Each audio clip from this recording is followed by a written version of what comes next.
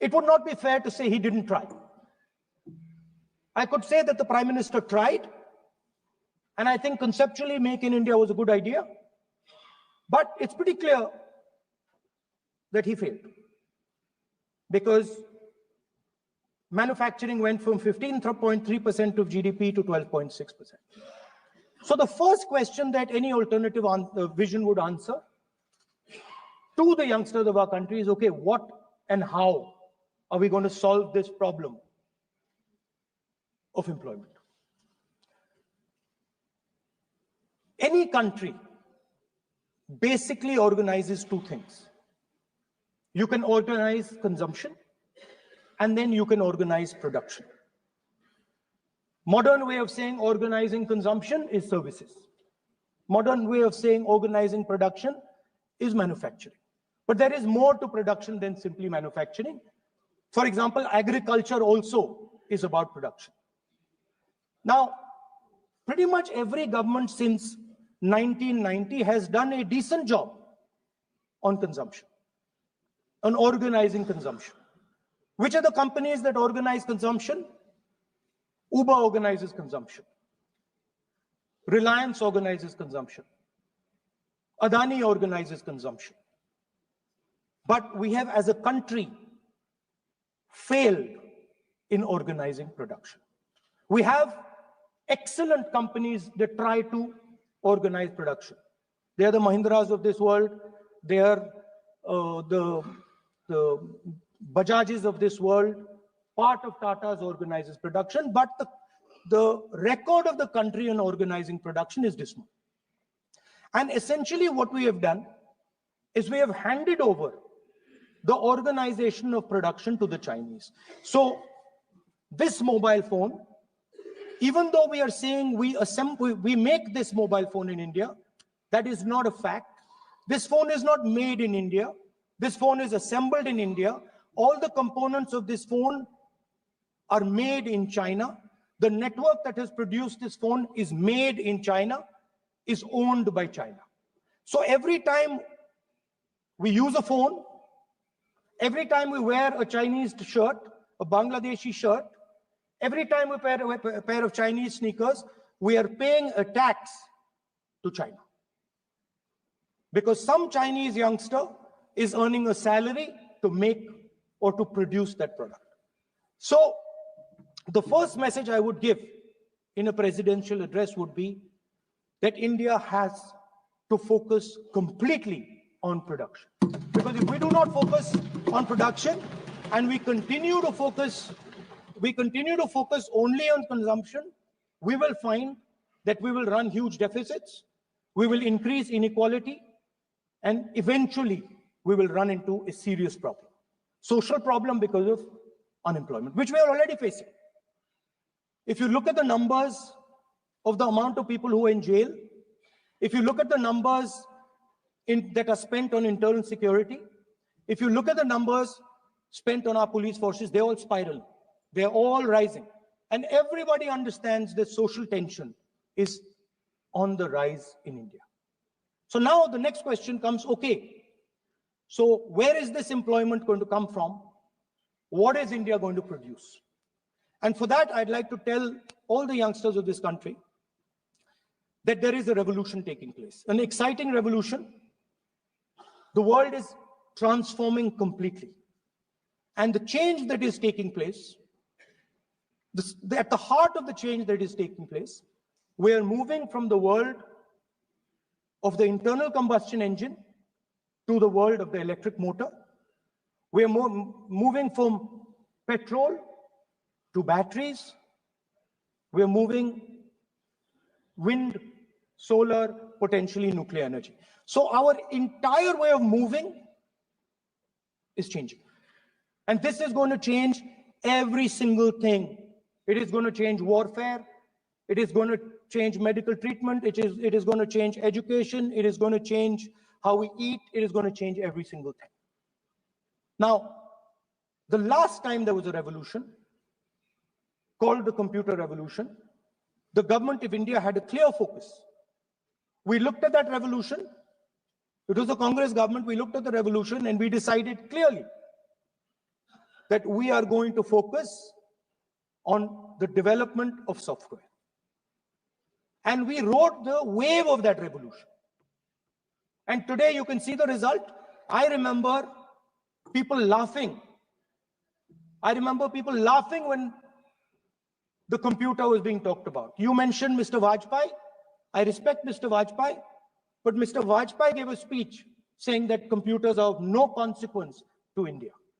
So what is important when there is a revolution? What is important is that you understand what are the drivers of that revolution and where exactly do you need to focus, where exactly do you need to sit in that revolution. I said that this revolution is going to change everything. And I want the youngsters in this country to think about it. There is a war going on in Ukraine. The war in Ukraine is actually a war between the internal combustion engine and the motor, the electric motor. The electric motor is inside the drone, the engine is inside the tank. And if you look at what is going on in Ukraine, the tanks are dying by the thousands. And small little drones with electric motors, small batteries, not much bigger than that, are destroying the entire tank artillery infrastructure of both Ukraine and Russia. So the drone is the electric motor. The drone is the battery. The drone also needs to see. So the drone is a camera. In the same way, electric cars, the electric car is a motor. The electric car is batteries. The electric car is cameras. Robots are exactly the same thing. Robots are electric motors, multiple electric motors with cameras, with batteries.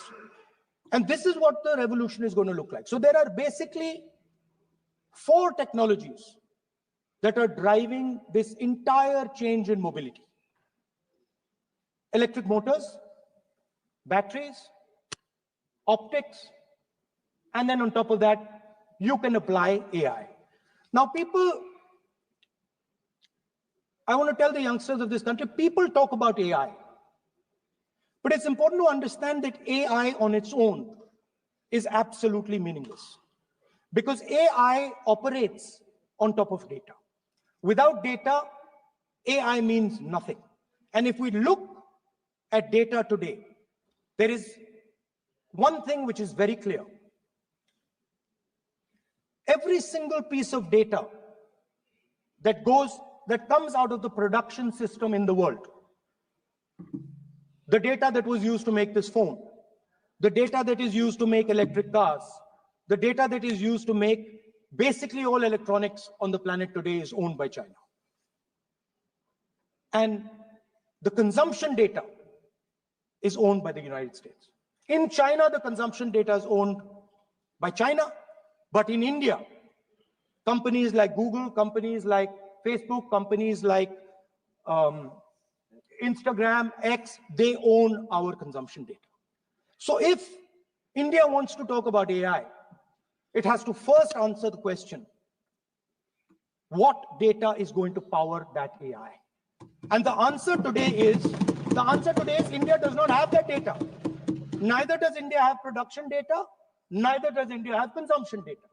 We have handed our consumption data to the big American companies, and the production data we don't have anyway. So what would that vision look like? The first thing, we would start getting youngsters excited about this revolution. We would start to introduce the idea of a completely new way of moving, a complete revolution in how things move. We would start teaching our children in schools about batteries, about electric motors, about how these things combine, about how drones, robots, electric cars are structured, how they will work together. And most important, we have to start building a production network so that we can get access to production data. Now, what would we focus on? We would not give you a laundry list. China has at least a 10-year lead on India in this space. China has been working on batteries, robots, motors, optics for the last 10 years, and we are behind. So what would our president's address say to the youngsters? We will choose critical areas in each one of these technologies, and we will start to build capabilities in those areas. The second thing we would do, we would ensure that our banking system is not captured by 2 or 3 companies that basically do not allow you to build a production system. But our banking system is open, is dynamic, and is accessible to small and medium businesses and to millions and millions of entrepreneurs who want to take part in this revolution. Our foreign policy would take into account this revolution. When we talk to the United States, we would not send our foreign minister to invite our prime minister to his coronation. We would not send him 3 or 4 times, please invite our prime minister. Because if we had a production system and if we were working on these technologies, the American president would come here and invite the prime minister. So it is important to understand where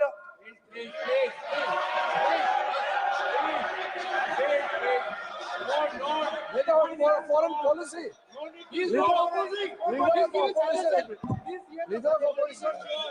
Leader of opposition cannot make such serious unsubstantiated statement.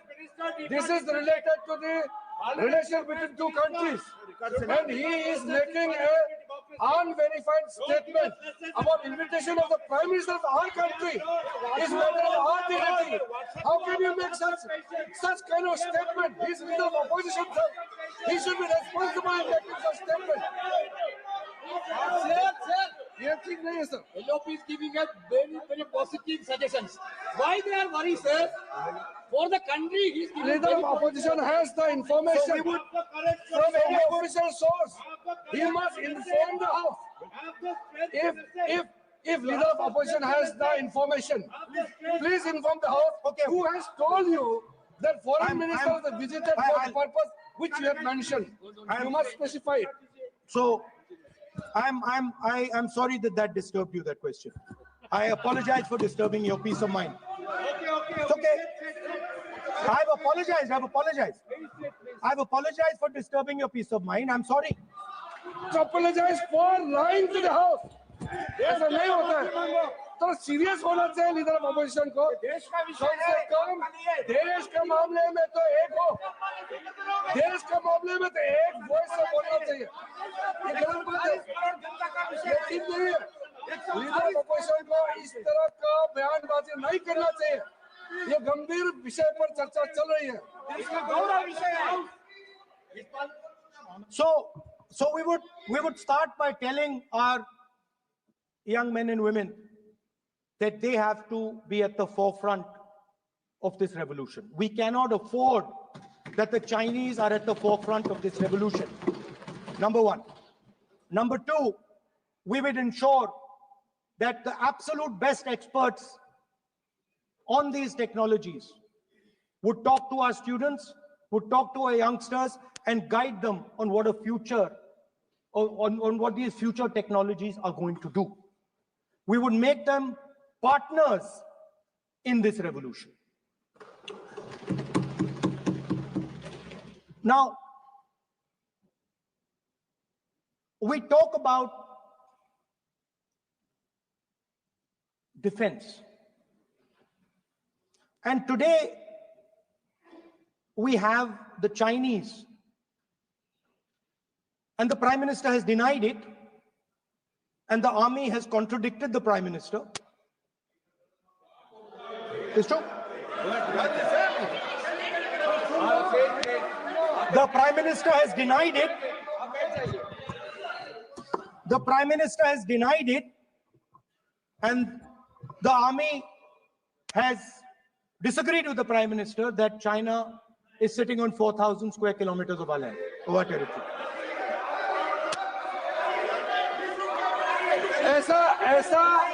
ऐसा इस सदन में अब मन चाहे बात नहीं बोल सकते हैं. ये बिल्कुल ठीक नहीं है सर. ये सीरियस मामला है. आप फॉरेन पॉलिसी पे, बॉर्डर इश्यू पर आप अपना कैसे मजाक बात कर सकते हैं? अपने मन कहानी आप बना के बोल रहे हैं। ये तो बहुत सीरियस मामला है। माननीय प्रतिपक्ष के नेता, जो आप विषय बोल रहे हैं, उसके तथ्यों को Let me speak. सदन के पटल पे रखना आप। Fine.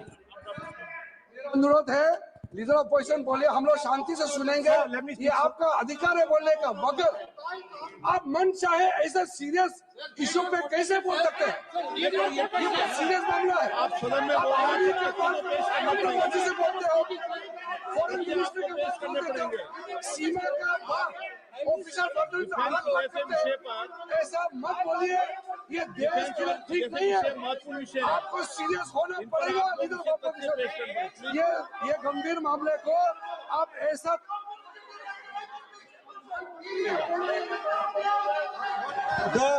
The Prime Minister has denied that Chinese forces are inside our territory, but for some reason, our army keeps talking to the Chinese about their entry into our territory, and our Chief of Army Staff has said that the Chinese are inside our territory. This is a fact. This is not invention. This is a fact. Now, but the reason China is inside our territory is important, because people think that wars are fought between armies and their weapons. But the fact of the matter is that wars are fought by industrial systems. The fact of the matter is that China has an industrial system that is far stronger, far bigger than our industrial system. And that is why they have the guts to come inside this country. The reason China is sitting inside this country is because Make in India has failed. The reason China is sitting inside this country is because India is refusing to produce. And I am worried that India is going to give up this revolution to the Chinese once again. The reason I made this reference is because everything is connected. If and when we fight a war with China, we will be fighting with Chinese electric motors, Chinese batteries, Chinese optics, and we will be buying Chinese motors, Chinese optics, Chinese batteries. It is a non-sustainable proposition. That is why, for our security, for the future of our children, for the future of our country, we have to build a production system, and we cannot allow this revolution to go by. Now, the next step, we have a strategic partner called the United States. The partnership should focus on how India and the United States can work together to take advantage of this revolution. That is what the conversation should be on. Please understand that India is as important as the United States, for the simple reason that they cannot build an industrial system without us. They cannot build a production system without us. No matter what they say, the Americans simply cannot do what India can do, because their cost structure is much, much, much more expensive than ours. We can build things that the Americans would never imagine. India can do that. So that would be the first part of a president's address. We would talk to the youngsters in India and say to them, we want you to be partners in this revolution. We want to change the Indian banking system so you can have access to it. And we believe in you, we trust in you, and we believe you can take on the Chinese. That's the first part. The second part would be about participation. We have done a caste census in Telangana, and what we have found is shocking. Almost 90% of Telangana is either Dalit, Adivasi, backward, or minority. Almost 90%. And I am convinced that that is the story across the country. I am absolutely convinced that the OBC population of this country is not one less than 50%, possibly 55%. 16% are Dalits, 9% are Adivasis, 15% are minorities. Last budget, there was a photograph. You remember the photograph? Of course. वो मक्खन बांटने वाली, हलवा बांटने वाली photo. मैं हैरान हो गया कि इस बार फोटो ही हटा दी. हलवा खिलाया मगर दिखाया नहीं किसको खिला रहे. नेता प्लीज. तो at the center of any new development paradigm for this country, which runs parallel with the production paradigm I spoke of, which works together with the production paradigm I spoke of, is the participation of lower castes, OBCs, Dalits, Adivasis in the wealth of this country. If we look at the largest corporates in this country, they're all owned. None of them are owned by OBCs. None of them are owned by Dalits. None of them are owned by tribals. If we look at the biggest media companies that support the Prime Minister, every day we see the Prime Minister's pleasant face, smiling face on these media. None of them are owned by OBCs. None of them are owned by Dalits. None of them are owned by Adivasis. This is the fact. So central to any new development paradigm is the architecture of a new paradigm. And that architecture of the new paradigm can only be built once the caste census is placed on this table. Because once the caste census is placed on the table, we will know exactly how much of this country's wealth, how much of this country's power, how many of this country's institutions are owned by 90% of this country. There are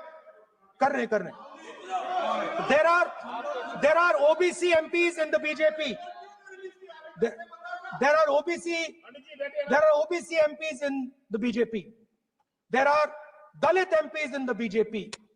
There are Adivasi MPs in the BJP.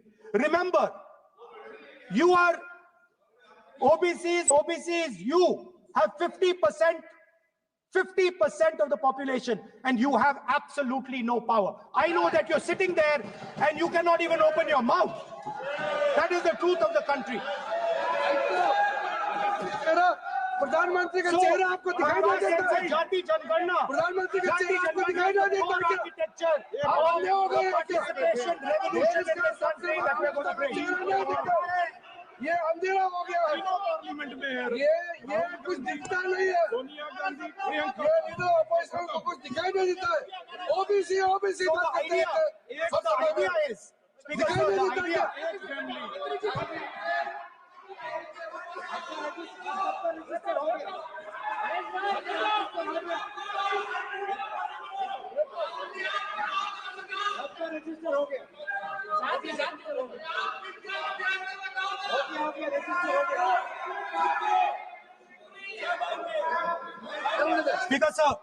Speaker sir, so the idea is, on one side, allow India and the Indian youngsters to participate in the coming mobility revolution.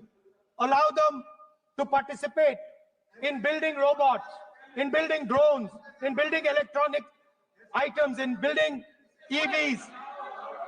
And on the other side, running parallel.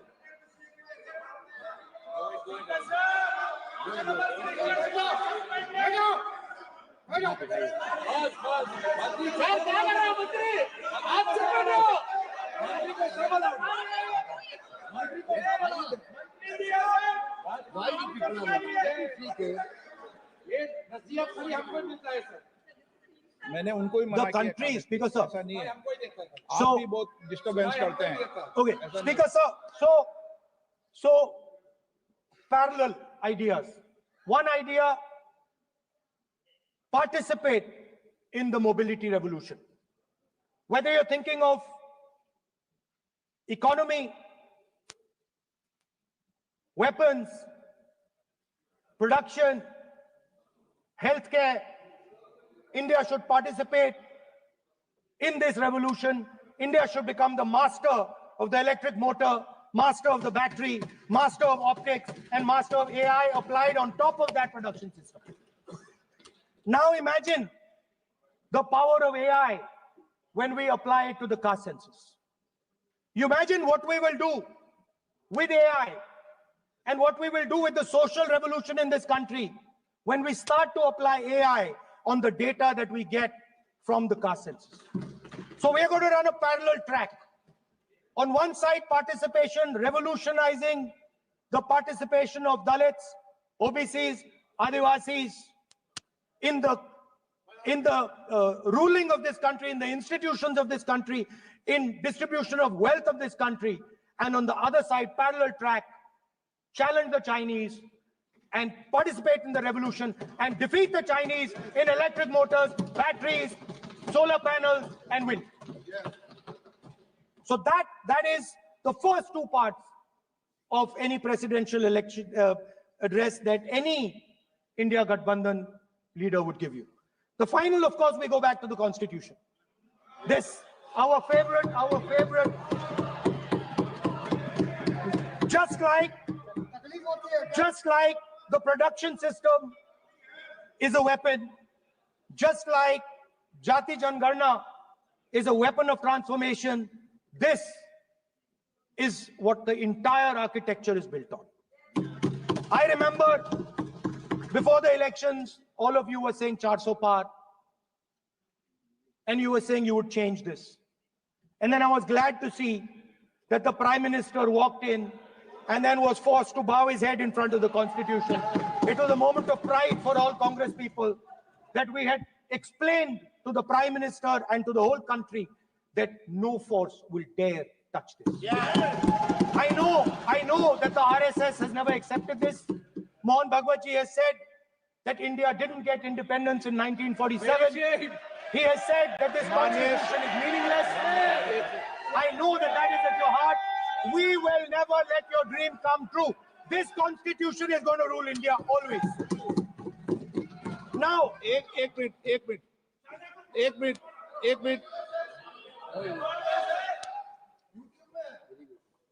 आप प्रतिपक्ष के नेता हैं, मेरा आपसे आग्रह है कि जो विषय आप रखें वह तथ्यों के आधार पर रखें, उचित होगा।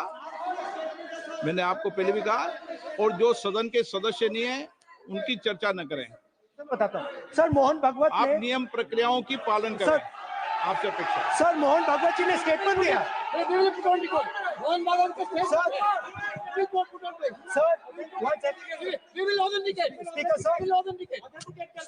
sir, Mohan Bhagwat ji made a statement saying that India did not receive independence in 1947. It received independence when the Ram Mandir was inaugurated. We will place that on the table.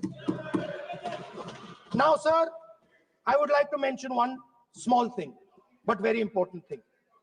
Speaker sir, this constitution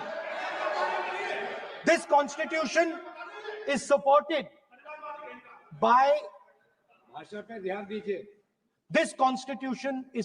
by the vote of our people.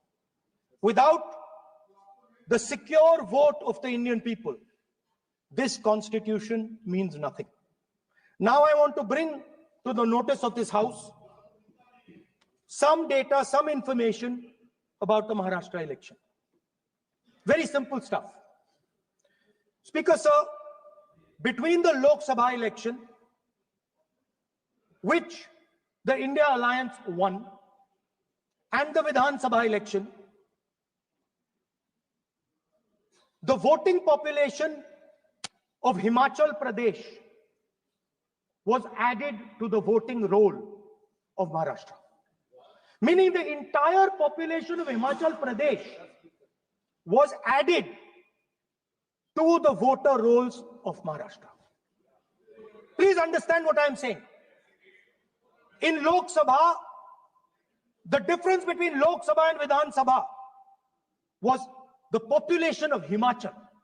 The entire population, what almost 70 lakh new voters suddenly arrived between Lok Sabha and Vidhan Sabha. Now, the most interesting part, and the Prime Minister is not looking at me. The most interesting पूरी बात part, सुन रहा है, मजबूरी है। आप the तर्क most पे बात करो ना, interesting part, तर्क पे सब सुनेंगे, देख नहीं रहे मुझे। तर्क पे बात करो। मुंह नीचे कर लिया suddenly. The most interesting part is,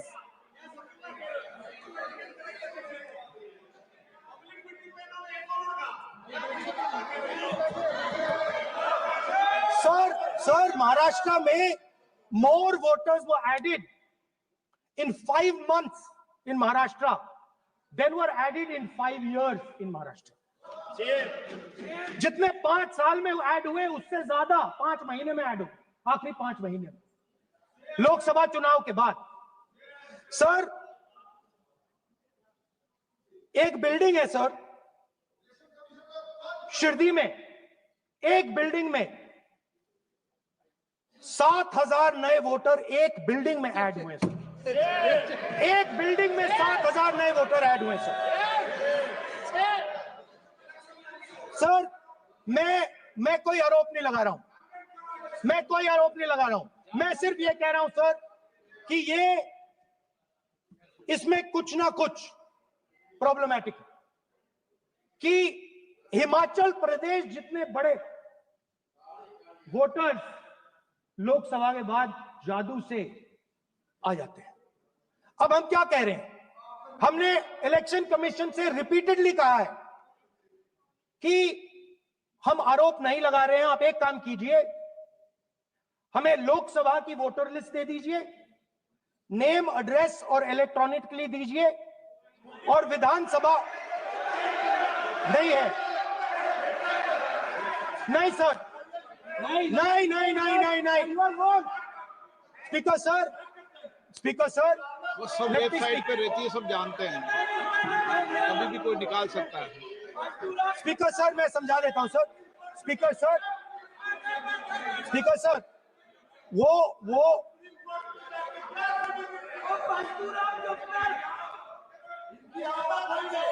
Speaker sir, we have asked. Speaker sir.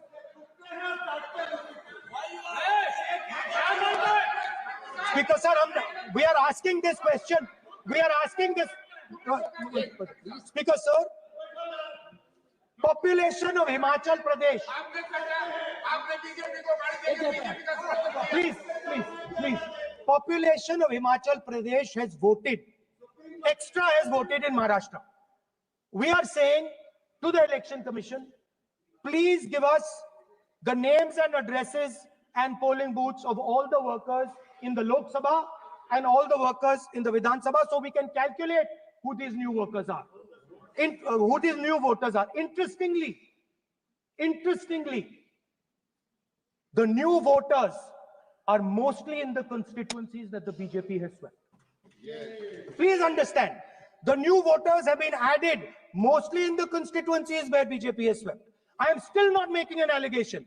I am saying on the floor of the House that the Election Commission has to give the data of the Maharashtra elections to the Congress Party, to the Shiv Sena, and to the NCP, so that we can see exactly where these voters have been added, who has been subtracted, who has been added, where they have been added.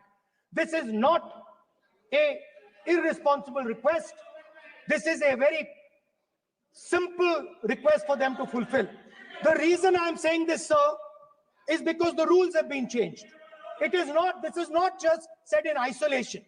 Speaker, sir, the election commissioner used to be chosen by the Prime Minister, Leader of Opposition, and the Chief Justice.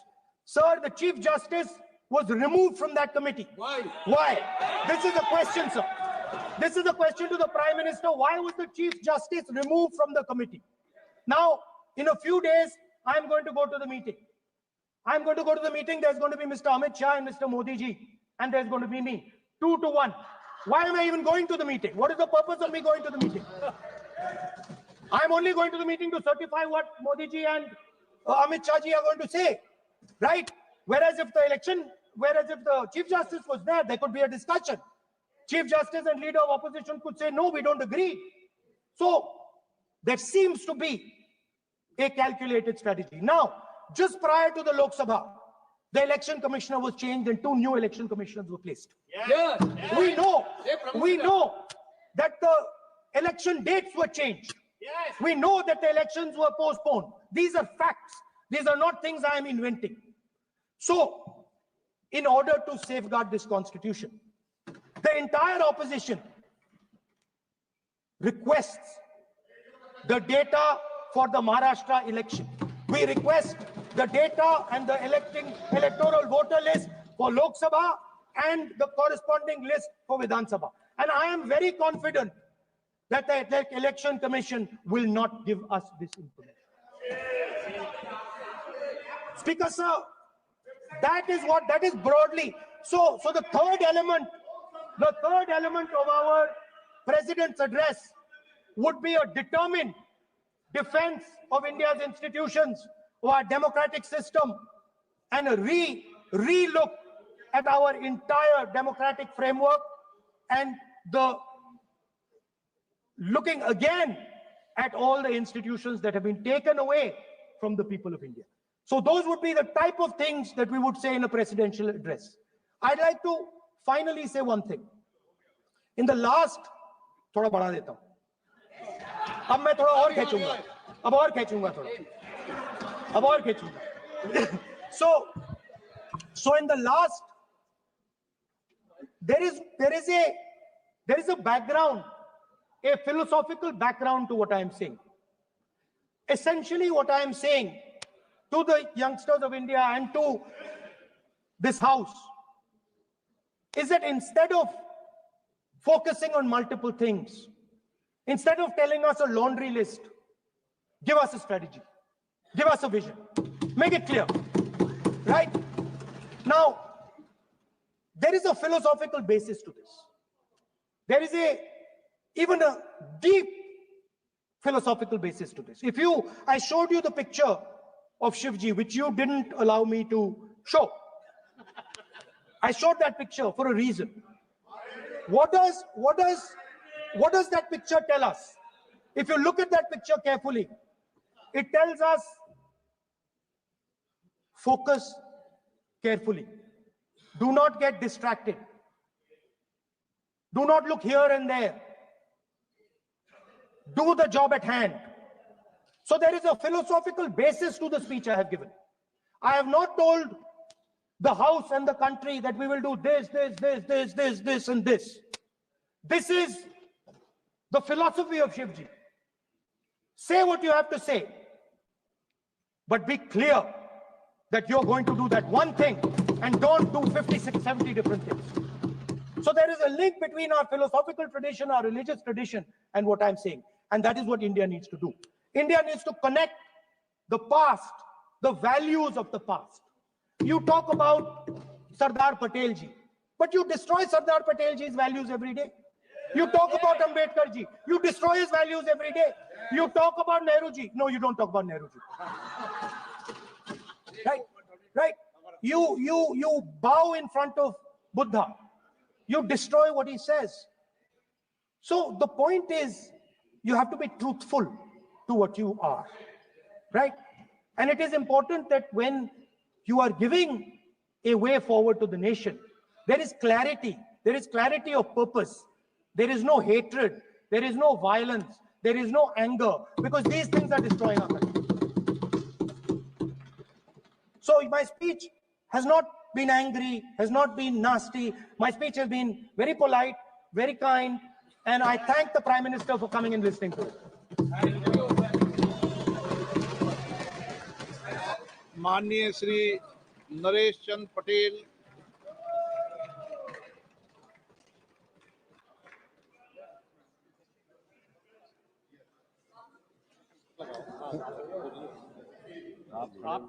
माननीय सभापति महोदय, अध्यक्ष जी, जाने वाले कोई नहीं रोक पाएगा। आप तो अपना भाषण